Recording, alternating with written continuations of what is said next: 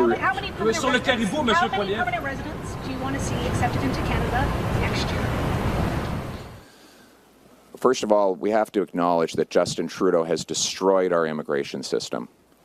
We had a multi-generational consensus in immigration for literally decades before Trudeau came along. Immigration was not even a controversial issue prior to Trudeau. We brought in hardworking, law-abiding citizens in numbers that our housing market, our job market, and our healthcare system could absorb. What has since happened?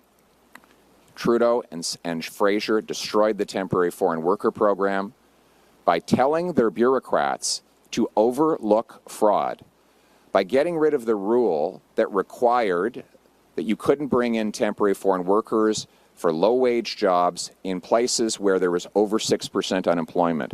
In other words, where there were lots of people looking for work.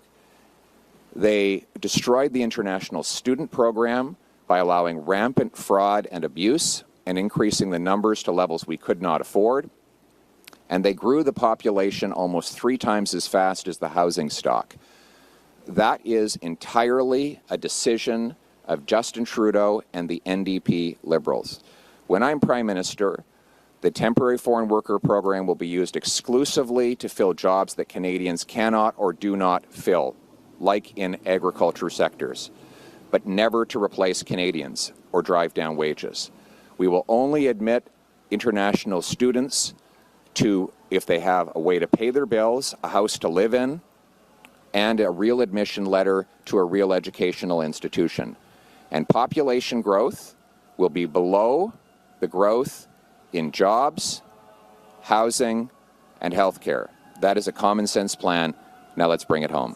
Do you want to see a reduction in the number of permanent residents that are admitted to Canada in the next 2 years? It's at 500,000 right now. We have to have fewer, we have to have a smaller population growth. There's no question about it. We cannot grow the population at 3 times the rate of the housing stock, as Trudeau has been doing. We need to have a growth rate that is below the growth in housing, healthcare, and employment. If you want if you want an idea of how I would run the immigration system overall, it's the way it was run for the 30 years prior to Trudeau being Prime Minister.